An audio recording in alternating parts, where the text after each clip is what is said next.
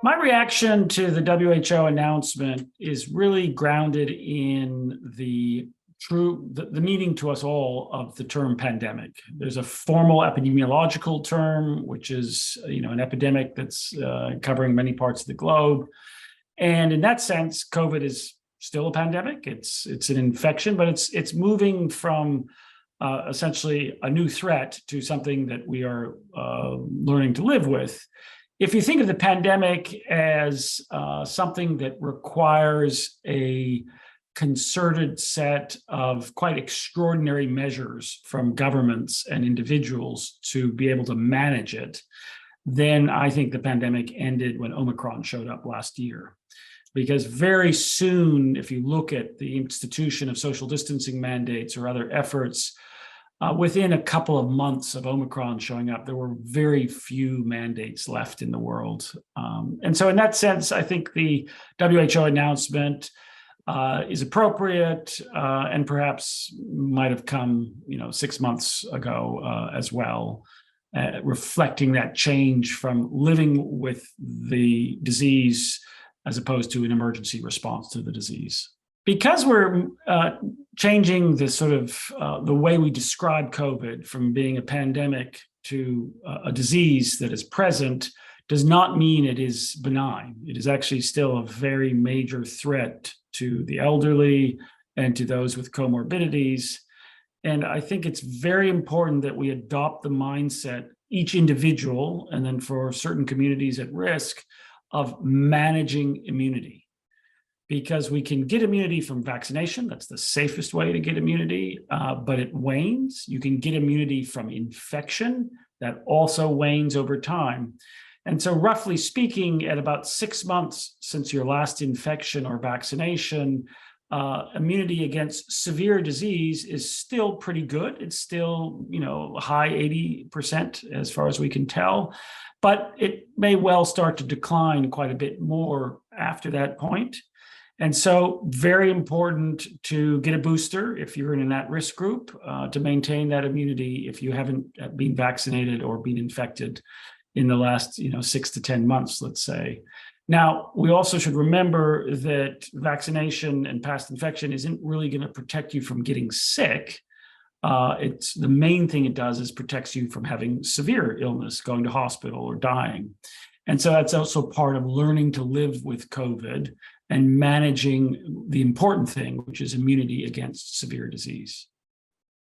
We've had waves of Omicron sublineages, BA1, BA2, BA5, XBB, Kraken, now Arcturus. And this is what we expect to see, which is the continued versions of Omicron that is very highly transmissible, but not that severe unless you're in an at-risk group.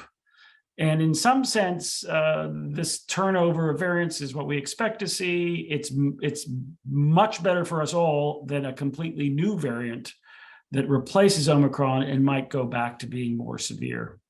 So nothing particularly alarming so far that we've seen for Arcturus. And in fact, it may be the mechanism by which we block worse variants emerging because of the high transmissibility of these Omicron sublineages.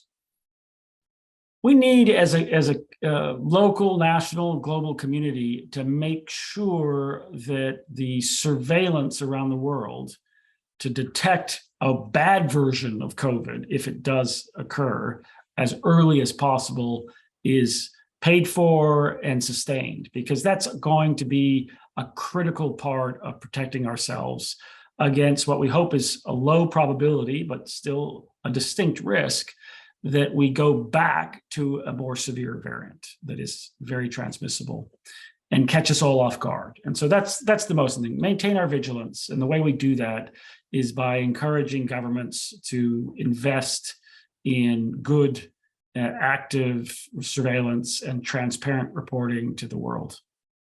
Look, preparing, anticipation and preparation for either future COVID outbreaks or future pandemics from some novel pathogen or an existing pathogen is, as we've learned, incredibly important for protecting people's health and actually protecting people's livelihoods as well.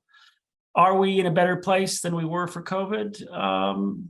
Perhaps not. Perhaps we have not really made the progress we need to. There are, attempts to invest in better labs and having more, efforts at surveillance. It's not sure we've made enough distance on that, and the resources may not be there. But if you go back to the beginning of COVID, it wasn't even the speed with which we learned about the outbreak in Wuhan. It was the slowness with which governments around the world, with a few exceptions in Southeast Asia, it was the slowness of the rest of the governments around the world in reacting. It took many, many, many weeks before governments took the threat seriously.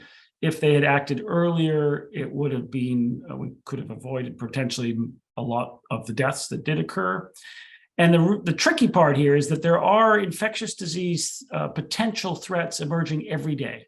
There's 5 or 6 potential threats that gets announced on various alert systems on a daily basis. And it's sifting through that huge volume of essentially noise to find the signal of a real threat, and then getting the balance of the costs of inaction versus the costs of action, both in terms of the toll on human lives and the economic costs. It's getting that right. And we haven't yet made progress on that really challenging decision-making process of, jumping on the thing that we need to jump on without having the world shutting down, week after week as potential threats are evaluated.